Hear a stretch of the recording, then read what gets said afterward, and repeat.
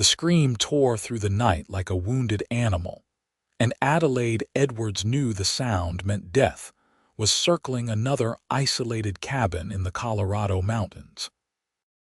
She grabbed her worn leather bag, already packed with clean linens and the few precious instruments she possessed, and pushed through the door of her small home on the outskirts of Pueblo. The year was 1878, and women in these parts delivered babies with nothing but prayer and whatever skill their midwife could muster. Adelaide had been doing this alone for 3 years now, ever since she had arrived from Kansas City with nothing but her training and a determination to carve out a life where no one knew her past. The messenger, a young boy barely 14, was already galloping away on his horse, having delivered his urgent summons. Adelaide hitched her own mare quickly, her hands moving with practiced efficiency even as exhaustion pulled at her bones. She had delivered 2 babies in the past 4 days, and sleep had become a luxury she could scarcely afford. But this was her calling, her purpose, and she would not fail another woman who needed her. The ride to the Morrison cabin took nearly 2 hours through treacherous mountain paths. Adelaide navigated by moonlight and instinct, trusting her mare to find footing where the shadows made everything uncertain. When she finally arrived, she found Martha Morrison already in hard labor, her face pale and slick with sweat, her husband pacing uselessly in the corner of their one-room cabin. Adelaide worked through the night, her back aching, her eyes burning from the smoke of the poorly ventilated fireplace. The baby was breech, and it took every ounce of her skill and strength to turn the child and bring him safely into the world. When the infant finally wailed his first breath, the sun was already painting the eastern sky with streaks of gold and pink. Adelaide cleaned the baby, tended to Martha, and gave instructions to the grateful but overwhelmed husband before climbing back onto her mare. She was so tired she could barely see straight, swaying in the saddle as the horse walked slowly down the mountain path. The world tilted dangerously, and Adelaide gripped the saddle horn with both hands, trying to stay conscious. She never saw the fallen log that spooked her mare. One moment she was upright, the next she was flying through the air, and then darkness swallowed everything. When Adelaide opened her eyes, she was staring up at the most striking man she had ever seen.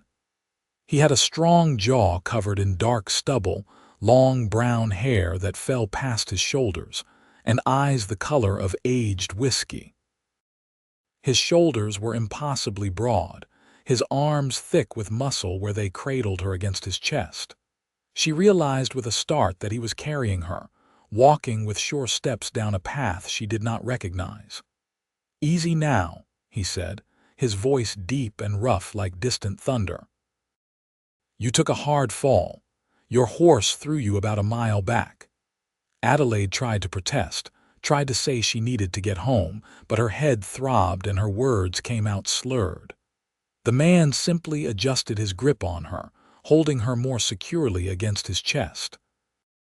She could feel the solid warmth of him through his buckskin shirt, could smell pine and wood smoke and something wild that made her think of the untamed mountains themselves.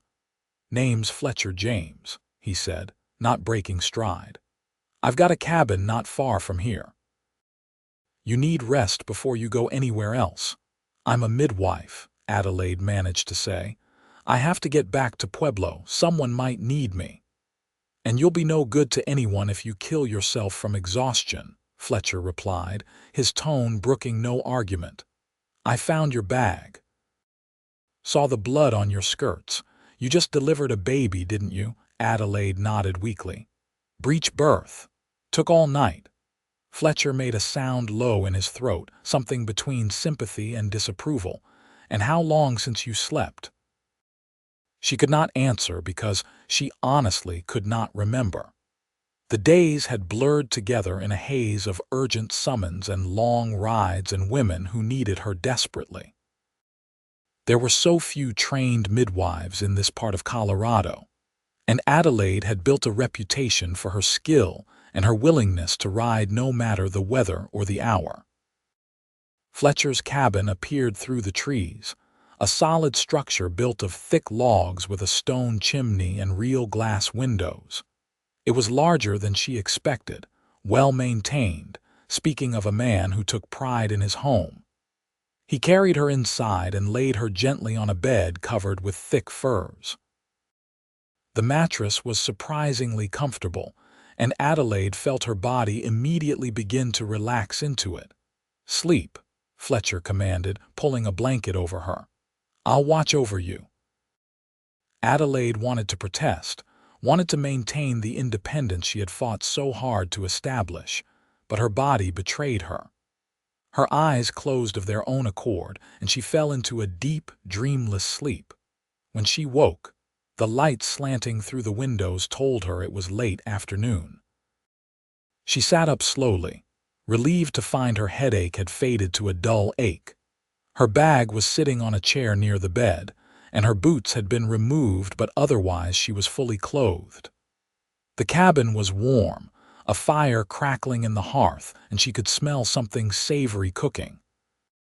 Fletcher stood at the stove, stirring a pot. He had tied his long hair back, revealing the strong lines of his profile. When he heard her stir, he turned and studied her with those intense eyes. "You look better. How do you feel?" "Like I was thrown from a horse," Adelaide said wryly, standing carefully. "Everything hurt, but nothing seemed broken. Thank you for helping me. I should get back to Pueblo." "After you eat," Fletcher said, ladling stew into a bowl, "and after we check on your mare." "She wandered back this way a few hours ago. Got a cut on her foreleg that needs tending." Adelaide accepted the bowl he handed her, trying not to notice how her fingers brushed his, and how that brief contact sent a strange warmth through her. She sat at the rough-hewn table and ate, realizing only when she tasted the rich venison stew just how hungry she was. Fletcher sat across from her, eating his own meal in comfortable silence. "How long have you been out here?" Adelaide asked finally, curiosity getting the better of her. "Going on 7 years," Fletcher replied. "Came out here after the war, wanted space and quiet. Mountains give me both." Adelaide heard what he did not say, the weight of memories he carried. Many men had come west to escape what they had seen and done during the war. She did not press him for details. "It's a good cabin. You built it yourself?" "Every log," he confirmed with a hint of pride. "Cut the timber, laid the foundation, built the chimney. It's home." They finished eating, and Fletcher led her outside to where her mare was in a small corral next to the cabin. The horse had indeed cut her leg, though not badly. Adelaide watched as Fletcher examined the wound with gentle, competent hands. He cleaned it thoroughly, applied a salve that smelled of herbs, and wrapped it with clean cloth. "You know horse doctoring," Adelaide observed. "I know a bit of everything you need to survive out here," Fletcher said, running a hand along the mare's neck to soothe her. "But I've never delivered a baby. That takes real skill." Adelaide felt a flush of pride despite herself. "I trained with the best midwife in Kansas City for 5 years before I came out here. Every birth is different, but the fundamentals stay the same. Why did you come west?" Fletcher asked, looking at her with genuine curiosity. Adelaide hesitated. She had not talked about her past with anyone in Pueblo, had kept herself deliberately separate from the town gossip. But something about Fletcher's steady presence, his lack of judgment, made her want to share. "I was engaged back in Kansas City. To a doctor, actually. I thought we would work together, that he supported my calling. Then I discovered he expected me to give it all up once we married, to be a proper society wife and nothing more.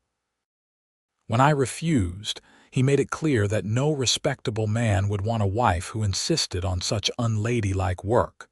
Fletcher snorted. "Sounds like a fool." He was the son of a prominent family. Everyone in Kansas City agreed with him. Adelaide looked down at her hands, remembering the shame and anger of those final days. So I left. Came out here where women are practical enough to value a skilled midwife over social conventions.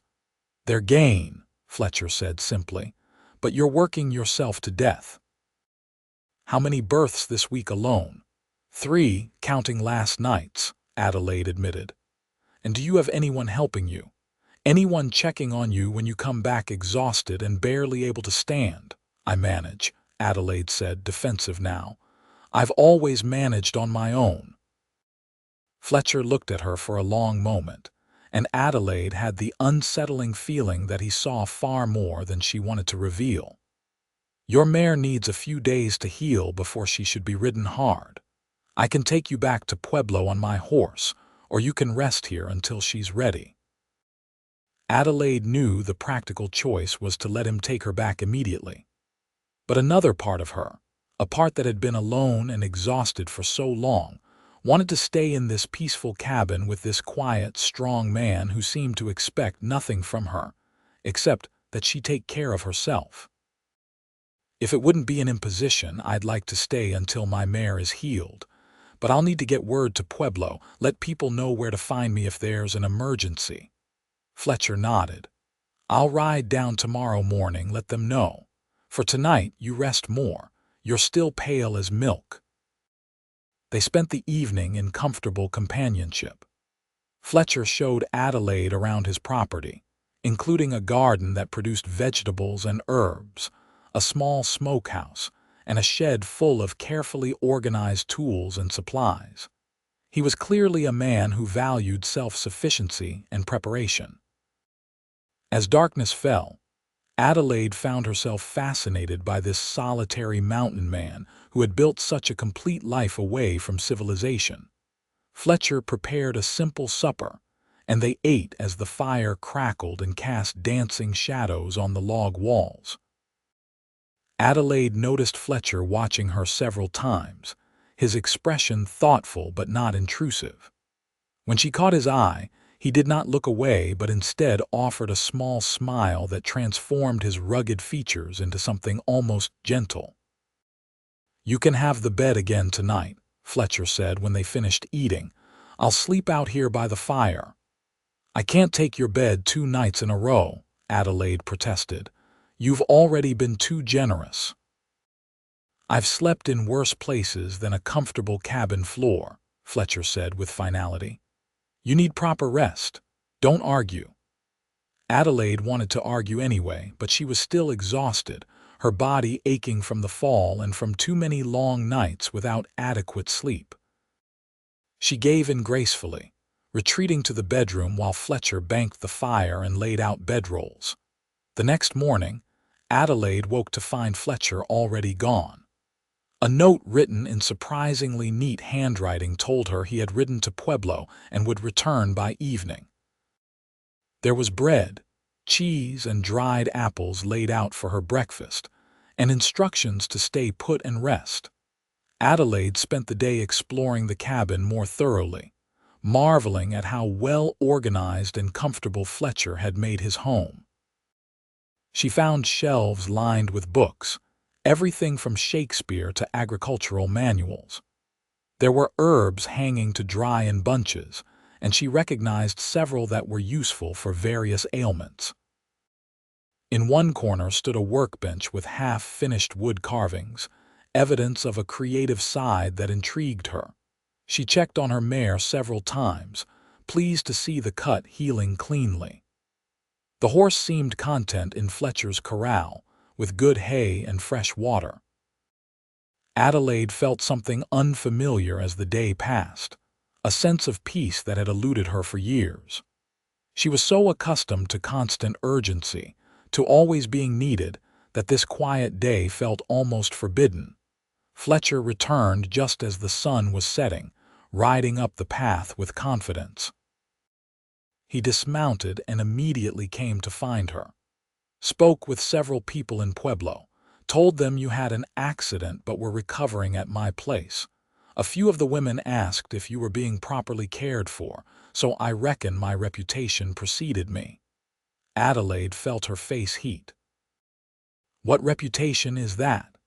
"The hermit mountain man who keeps to himself," Fletcher said with a wry twist of his lips. "Some folks think I'm strange for choosing solitude, but I told them you were welcome and safe, and that I'd bring you back once your horse was fit to travel." "Thank you," Adelaide said sincerely. "I know this has disrupted your peace." Fletcher looked at her, something shifting in his expression. "You haven't disrupted anything. If I'm honest, it's been good having someone here. Gets lonely sometimes, even when you choose the loneliness." The admission hung between them, vulnerable and honest. Adelaide felt her heart do something complicated in her chest. "I know what you mean.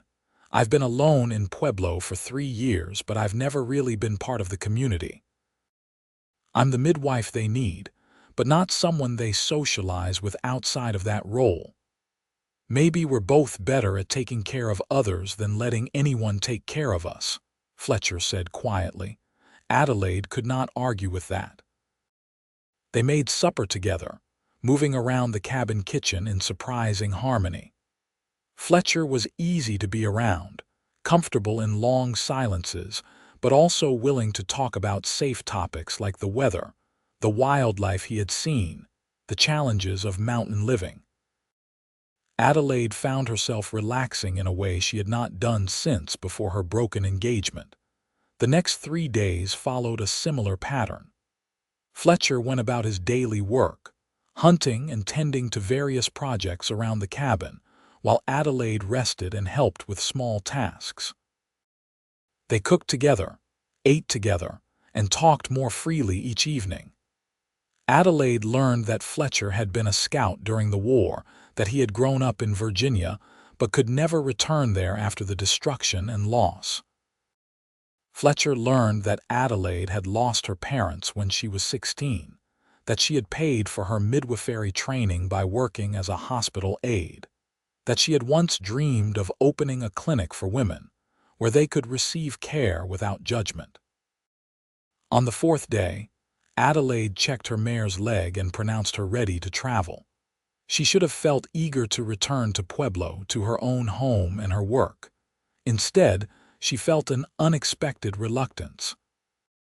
Being here with Fletcher had shown her something she had not realized she was missing. Companionship, yes, but more than that.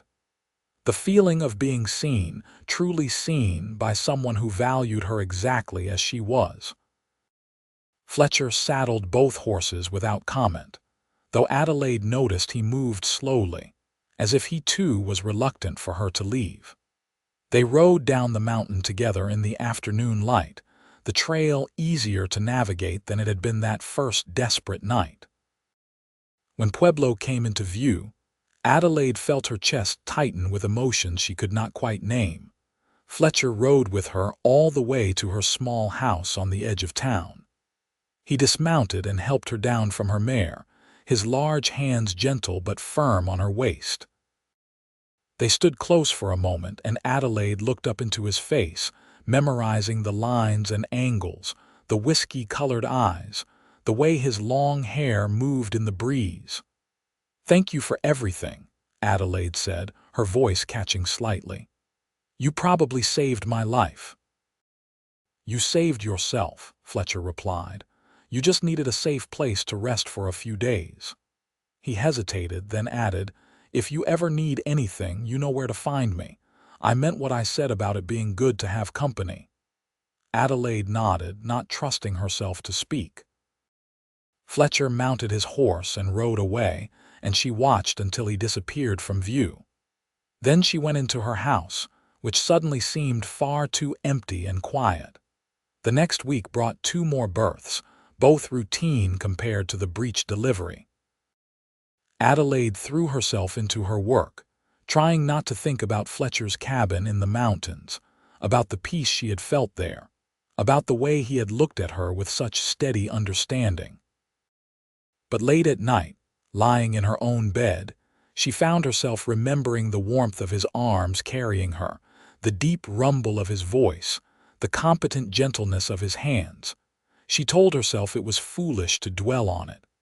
Fletcher was a mountain hermit who had shown her kindness, nothing more. She had her work, her purpose, and that had to be enough. But the loneliness that had always been bearable before now felt like a physical weight. 2 weeks after leaving Fletcher's cabin, Adelaide received an urgent summons in the middle of the night. A woman named Sarah Coleman, living in a cabin high in the mountains, had gone into labor early.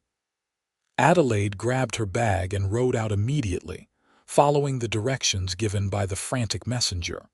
The journey took hours, climbing higher and higher into terrain Adelaide did not know well. She found the Coleman cabin just as dawn was breaking and immediately knew this would be a difficult birth. Sarah was small, the baby large, and labor had already been going on for nearly 12 hours.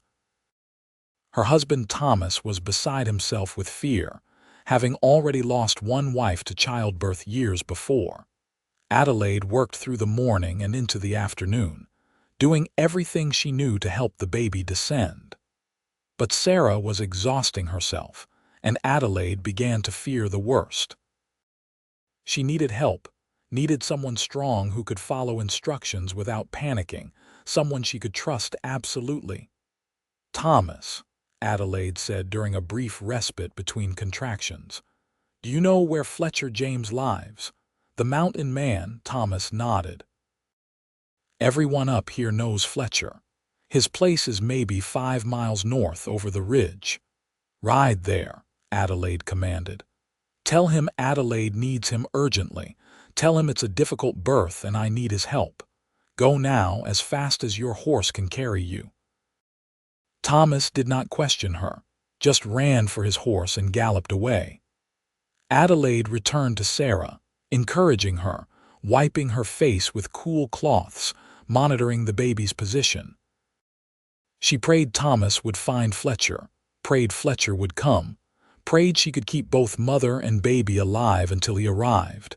An hour passed, then another. Sarah was weakening, her contractions less effective, and Adelaide knew time was running out. She was preparing to attempt a maneuver she had only done once before, dangerous but necessary, when she heard the thunder of hoofbeats outside. Fletcher burst through the cabin door, taking in the scene instantly. His eyes found Adelaide's, and she saw his immediate understanding of the gravity of the situation. "What do you need?" he asked, already rolling up his sleeves. "Wash your hands thoroughly in that basin," Adelaide instructed, her voice calm despite her racing heart.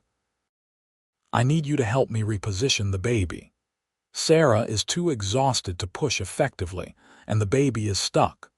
I'm going to try to turn the baby manually, but I'll need you to help support Sarah and follow my instructions exactly." Fletcher did as she said, his movements quick and efficient. When his hands were clean, he positioned himself as Adelaide directed, holding Sarah in a way that opened her pelvis as much as possible while also supporting her weight. Adelaide worked carefully, reaching to manipulate the baby's position while coaching Sarah through each contraction. It was grueling, painful work. Sarah screamed, Fletcher held her steady, and Adelaide used every bit of skill and strength she possessed. Finally, after what felt like an eternity, she felt the baby shift. "There," she breathed. "That's it. Sarah, the baby has moved. On the next contraction, you push with everything you have left." Sarah gathered herself, and when the next contraction came, she pushed with a warrior's strength. The baby began to crown. Adelaide guided the tiny head, the shoulders, and then suddenly the infant was out, a boy with a full head of dark hair. He was limp and blue, and Adelaide's heart seized. She cleared his airways quickly, rubbed his chest vigorously, and after 3 terrifying seconds, the baby gasped and began to wail.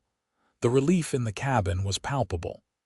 Thomas, who had returned shortly after Fletcher arrived, began to weep.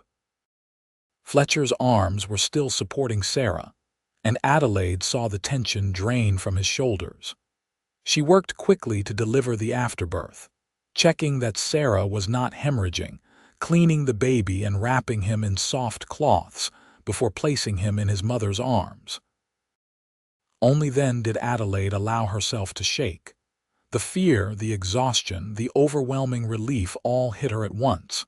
She stumbled slightly, and Fletcher was there instantly, his hand on her elbow steadying her. "You did it," he said quietly. "You saved them both." "We did it," Adelaide corrected. "I couldn't have done this without you." They stayed at the Coleman cabin for several more hours, making sure Sarah was stable and that the baby was nursing well. Adelaide gave Thomas detailed instructions on caring for his wife during recovery. As evening approached, Fletcher suggested they start back, concerned about Adelaide traveling exhausted through unfamiliar mountain terrain in the dark. "Stay at my place tonight," Fletcher said as they rode away from the Coleman cabin. "It's closer than Pueblo, and you need rest before making that longer journey." Adelaide agreed without argument, too tired to protest, and too honest with herself to deny that she wanted to return to Fletcher's cabin, to that place of peace and safety. They rode in companionable silence as the sun set, painting the mountains in shades of gold and purple. When they reached Fletcher's cabin, he took care of the horses while Adelaide went inside and sank into the chair by the fire. Her whole body ached, and her hands were still trembling slightly from the intensity of the day. Fletcher came in and immediately began preparing food, moving around his kitchen with quiet competence. "You were remarkable today," Fletcher said as he set a plate before her. "I've seen men in battle with less courage than you showed in that cabin." "I was terrified the whole time," Adelaide admitted. "When the baby came out not breathing, I thought my heart would stop." "But you didn't let fear control you," Fletcher said, sitting across from her. "You did what needed to be done. That's real strength." They ate in silence for a while, both processing the intensity of the day. Finally, Adelaide looked up at Fletcher and said, "I'm grateful you came. Thomas said everyone up in these mountains knows you." "You could have refused, could have said it wasn't your concern." Fletcher met her eyes. "The moment Thomas said you needed me, nothing could have kept me away." The weight of those words settled between them, heavy with implication. Adelaide felt her breath catch. "Fletcher." "I've been thinking about you every day since you left," Fletcher said, the words seeming to cost him effort. "I told myself I was being foolish, that you have your own life in Pueblo, that I have nothing to offer you except a cabin in the middle of nowhere. But I can't stop thinking about how right it felt having you here, talking to you, being with you." Adelaide's heart was racing now for entirely different reasons than it had been during the difficult birth. "I've thought about you too, more than I wanted to admit. Being here with you those few days, it was the most at peace I've felt in years." Fletcher leaned forward, his elbows on the table, his eyes intense. "Adelaide, I'm not good with pretty words. I'm a man who lives alone in the mountains, who's more comfortable with silence than conversation. But I know what I feel, and I feel more for you than I've felt for anyone. You're strong and skilled and dedicated to your calling, and I don't want to take any of that from you. But I want to be there for you, to help you carry the load when it gets too heavy." Adelaide felt tears prick her eyes. "In Kansas City, the man I was engaged to said my work made me unwomanly, that it was embarrassing to him. He wanted me to give up everything I had trained for, everything that mattered to me." "Then he was a damn fool," Fletcher said firmly. "Your work is part of who you are. It's not something to be ashamed of, it's something to be proud of. You bring babies safely into the world. You save lives. That's a calling worth more than all the society dinners and proper behavior in the world. You don't mind that I'll be called away at all hours. That I'll ride off into the mountains when women need me, sometimes for days at a time?" Adelaide asked, needing to hear him say it clearly. Fletcher reached across the table and took her hand, his large calloused fingers engulfing hers. "I mind that you've been doing it alone, exhausting yourself, putting yourself in danger with no one watching your back. Let me be that person, Adelaide.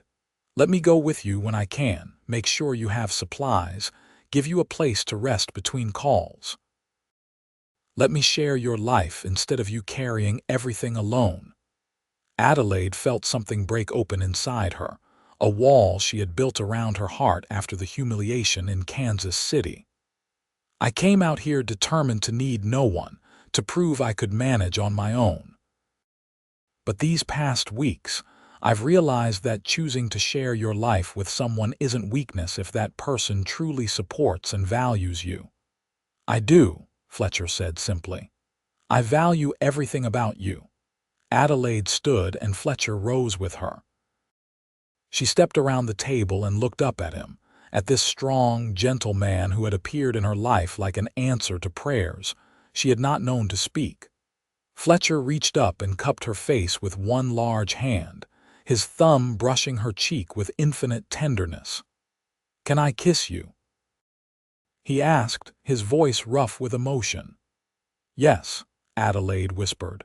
Fletcher bent his head and kissed her, and it was nothing like the chaste kisses she had shared with her former fiancé.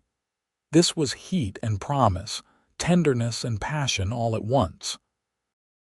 Adelaide melted into him, her hands clutching his broad shoulders, feeling the solid strength of him against her. When they finally broke apart, both breathing hard, Fletcher rested his forehead against hers. "Stay," he said. "Not just tonight, stay with me. Marry me. We'll figure out how to make it work with your calling. Maybe I can build a place closer to Pueblo, or maybe you can work out of here and people can send for you. I don't have all the answers, but I know I want to face those questions with you." Adelaide pulled back enough to look into his eyes. "That's quite a proposal, Fletcher James." "It's the truth," he said. "I'm not a man who knows how to say things fancy, but I know my own heart. I love you, Adelaide. I think I started loving you the moment I picked you up off that mountain trail." "I love you too," Adelaide said, the words feeling both terrifying and absolutely right. "And yes, I'll marry you. We'll figure out the details together." Fletcher kissed her again, and Adelaide felt joy surge through her like sunlight breaking through clouds. They held each other for a long time, standing in the firelight of the cabin, two people who had each been alone finding unexpected completeness in each other. The next morning, they made plans. Fletcher would build an addition onto his cabin that could serve as a proper clinic space for Adelaide. They would spread word that she could be reached through Fletcher, and his cabin would become a known waypoint for anyone in the mountains needing a midwife. For emergencies closer to Pueblo, Adelaide would still make those calls, but Fletcher would accompany her when possible. They were married 3 weeks later in Pueblo, in a simple ceremony with a handful of Adelaide's patients serving as witnesses. The local pastor, who had blessed several of the babies Adelaide had delivered, performed the service with genuine warmth. Adelaide wore a simple blue dress, and Fletcher wore clean buckskins and had trimmed his beard, though his hair still fell past his shoulders in a way that made Adelaide's fingers itch to touch it. After the ceremony, they rode back to the mountain cabin that was now their home. Fletcher had spent the past weeks building the addition he had promised, creating a clean, well-lit space with a proper examination table, shelves for supplies, and even a small bed for mothers who needed to stay for monitoring.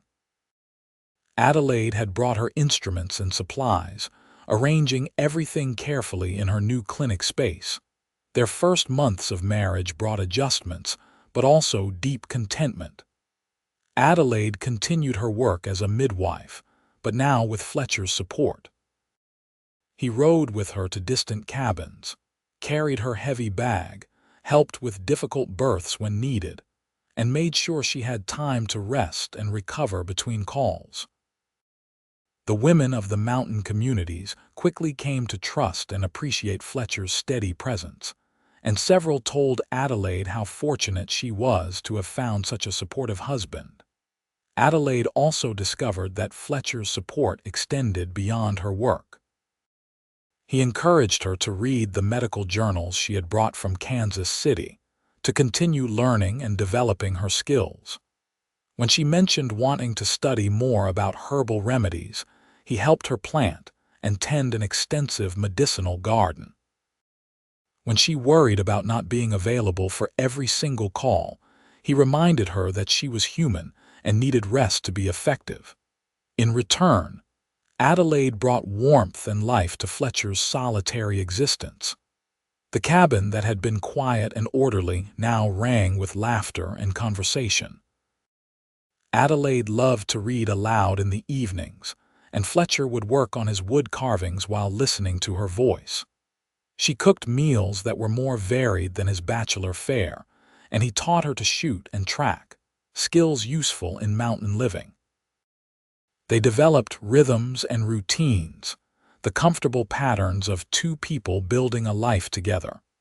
Their physical relationship brought Adelaide both joy and surprise. She had been raised with the understanding that marital intimacy was a duty rather than a pleasure, but Fletcher proved that understanding entirely wrong. He was tender and passionate, attentive to her needs, and unashamed of the desire they shared. Adelaide discovered that her body was capable of pleasure she had never imagined, and that sharing herself with Fletcher deepened the emotional connection between them. 6 months into their marriage, Adelaide delivered a baby boy for a young couple living near Fletcher's cabin. The birth was straightforward, and Adelaide was home by evening. She and Fletcher were preparing supper when she suddenly felt dizzy and had to sit down quickly. Fletcher was at her side, instantly concerned. "I'm fine," Adelaide said, though she was not entirely sure. "Just dizzy for a moment." Over the next few days, the dizziness came and went, along with nausea in the mornings. Adelaide, experienced in the signs of pregnancy, realized with a mixture of excitement and anxiety that she was almost certainly with child herself. She waited another week to be sure, then told Fletcher over breakfast one morning. "I'm pregnant," she said simply, watching his face. Fletcher's eyes widened, then filled with a joy so pure it made Adelaide's throat tighten. He stood and came around the table, pulling her gently to her feet and holding her as if she were made of glass. "Are you sure?" "As sure as I can be without more time passing," Adelaide said. "I'd estimate I'm about 8 weeks along. How do you feel about it?" Fletcher asked, his hands cradling her face as he searched her eyes. "Excited," Adelaide admitted. "A little scared. I've delivered dozens of babies, but carrying one is different, and I worry about continuing my work while pregnant." "We'll figure it out," Fletcher said firmly. "You can still work as long as you feel able, but I'll be more insistent about you resting. And when you get further along, we'll make arrangements for someone else to take emergency calls." Adelaide leaned into him, grateful beyond words for his support. "Thank you for not telling me I have to stop working immediately." "Your calling doesn't end because you're becoming a mother," Fletcher said. "You'll find the balance. We both will."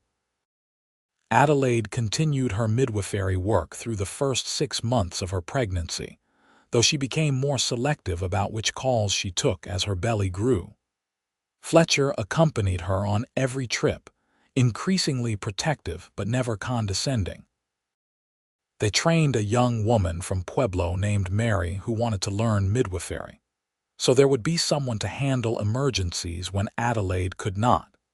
As Adelaide's pregnancy progressed, she gained a new appreciation for what the women she served experienced. The discomfort, the fear, the wonder of feeling a life growing inside her body, all of it gave her deeper empathy. Fletcher was attentive and loving, rubbing her aching back, making sure she ate well, talking to her belly in the evenings about what their life would be like. Adelaide went into labor on a cold February morning in 1879. Ironically, given all the births she had attended, her own labor was quick and relatively easy. Mary attended her, with Fletcher holding Adelaide's hand and whispering encouragement. When their son was born, healthy and squalling, Fletcher wept openly, holding the tiny boy with a gentleness that belied his size and strength. They named him Thomas, after Adelaide's father. The baby had dark hair like both his parents and Fletcher's whiskey-colored eyes. In the weeks after Thomas's birth, Adelaide discovered that motherhood was both easier and harder than she had imagined. She was exhausted, overwhelmed, and sometimes uncertain, but she was also filled with a fierce love she had not known was possible. Fletcher proved to be a devoted father. He walked the floor with Thomas when the baby fussed, changed soiled cloths without complaint, and gazed at his son with open adoration. Adelaide watched her strong mountain man become impossibly tender with their child and fell even more deeply in love with her husband. Adelaide gradually returned to her midwifery work when Thomas was 3 months old, taking him with her on local calls and leaving him with Fletcher for longer trips. The mountain women cooed over the baby and praised Adelaide for managing both motherhood and her calling. Several told her that seeing her navigate both roles gave them courage to pursue their own dreams beyond traditional expectations. The years that followed brought both challenges and joys. Adelaide and Fletcher had 2 more children, a daughter they named Margaret and another son they named Daniel. The cabin was expanded again to accommodate their growing family, and Fletcher built a small schoolroom where Adelaide taught the children to read and write. She continued her midwifery work, now with Mary as a full partner, allowing both women more flexibility and rest. Fletcher taught their children to love the mountains, to hunt and track and survive in the wilderness. But he also taught them to respect their mother's work, to value education and skill, and to treat all people with dignity. Adelaide watched her children grow strong and capable, unafraid of hard work, but also encouraged to pursue knowledge and understanding. The mountain communities came to see Adelaide and Fletcher as pillars of stability. Their home became a gathering place for those in need, whether medical care, advice, or simply a safe haven during hard times. Adelaide delivered dozens more babies over the years, and Fletcher was there for the difficult births, his steady presence and strong hands always ready to help. On their 10th wedding anniversary, Fletcher surprised Adelaide by taking her on a trip to Denver. It was the first time either of them had been to a real city since coming to the mountains, and Adelaide was initially overwhelmed by the noise and crowds. But Fletcher had arranged for them to visit a medical college, where Adelaide was able to attend a lecture on advances in obstetrical care. Sitting in that lecture hall, surrounded by doctors and medical students, Adelaide felt a bittersweet pang. This could have been her life if she had stayed in Kansas City, if she had sacrificed her calling for respectability. But as she looked at Fletcher beside her, his hand warm in hers, she knew she would not trade the life they had built together for anything. That evening in their hotel room, Adelaide said to Fletcher, "Do you ever regret choosing such a solitary life in the mountains? You could have had a different path, an easier one." Fletcher pulled her close, his arms strong around her. "I chose the mountains to escape what I'd lost, the ghosts that haunted me. But you gave me a reason to stop running. You gave me a home, not just a place to hide. And our children, our life together, that's worth more than any other path I might have taken." "I love you," Adelaide said, the words as true and deep as they had been the first time she spoke them. "You've given me space to pursue my calling, supported me when I doubted myself, and loved me exactly as I am. I couldn't have asked for more." "You deserve everything," Fletcher said, kissing her forehead. "Everything and more." They returned to their mountain home renewed and reconnected. The children were delighted by the small gifts they had brought from Denver, and life settled back into its comfortable rhythms. Adelaide and Mary delivered babies. Fletcher and the older children managed the land and animals, and the family grew deeper roots in the mountain community. When Adelaide was 42, she delivered her last baby as a midwife. It was a straightforward birth for a young woman named Emily, and as Adelaide placed the newborn girl in her mother's arms, she felt a sense of completion. She had spent nearly 20 years bringing new life into the world, had saved mothers and babies who might otherwise have died, had trained the next generation of midwives to carry on the work. That evening, she told Fletcher she was ready to retire from active practice. Mary is fully trained and experienced now. She has apprentices of her own. The women here are in good hands. I think it's time I stepped back. Fletcher studied her face. Are you sure? I know how much the work means to you. It does mean everything to me, Adelaide said. But I've done what I set out to do. I've made a difference. And now I want to spend more time with you and the children, maybe do some teaching and writing, share what I've learned without necessarily being on call every night. Then that's what we'll do, Fletcher said, supporting her decision without hesitation just as he always had. Adelaide's retirement was marked by a gathering of the mountain community. Women she had delivered, babies she had brought into the world who were now grown, and families she had helped over the years all came to thank her and celebrate her contributions. There were tears and laughter, stories shared, and heartfelt tributes to the midwife who had served so faithfully for so long. In her later years, Adelaide wrote extensively about midwifery practices, creating detailed journals that documented techniques and approaches. Her writings were eventually shared beyond the mountain communities, influencing training programs for midwives across Colorado. She took pride in knowing that even in retirement, her knowledge continued to help women and babies. Fletcher remained strong and active well into his 60s, still climbing the mountains he loved, still caring for their land and home with the same dedication he had always shown. Their children grew into capable adults. Thomas became a doctor, inspired by both his parents to serve others. Margaret became a teacher, establishing a school for mountain children. Daniel followed his father's love of the land, homesteading nearby and raising his own family. Adelaide and Fletcher became grandparents multiple times over, their cabin frequently filled with the laughter and chaos of grandchildren. Fletcher carved toys for each child, intricate animals and figures that became treasured possessions. Adelaide taught the older grandchildren about herbs and healing, passing on knowledge she had accumulated over a lifetime. On their 30th wedding anniversary, Adelaide and Fletcher sat on the porch of their cabin, watching the sun set over the mountains they had called home for so long. Adelaide was 60 years old, her hair silver, her hands marked by decades of work. Fletcher was 63, his long hair now white, his face lined but still strong and handsome to her eyes. "You remember the night we met?" Adelaide asked, her hand in his. "When you carried me down the mountain."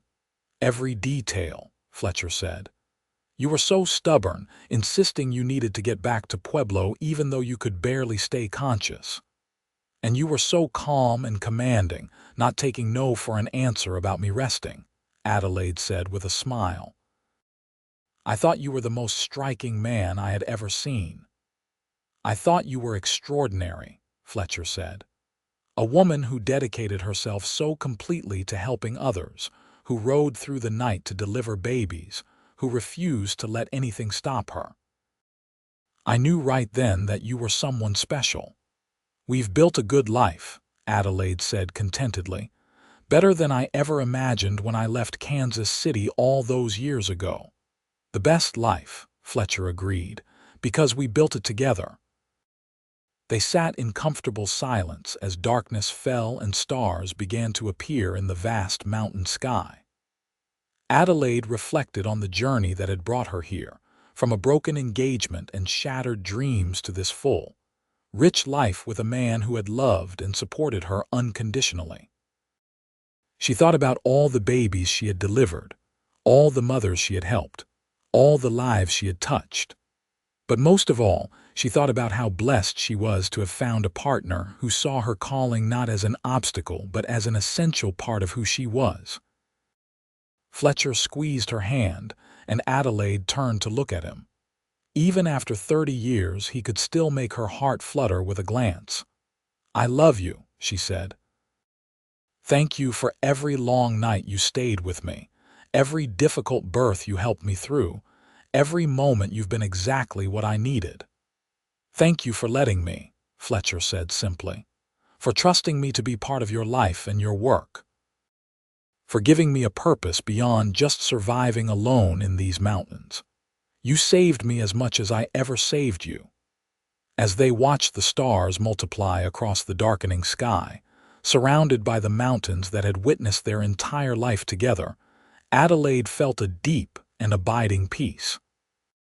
She had chosen a difficult path, dedicating herself to a calling that demanded everything from her. But she had also found a love that supported rather than constrained her, a partner who stood beside her through every challenge and celebrated every triumph. The mountain wind whispered through the pines, carrying the scent of earth and growing things, of wild places and home.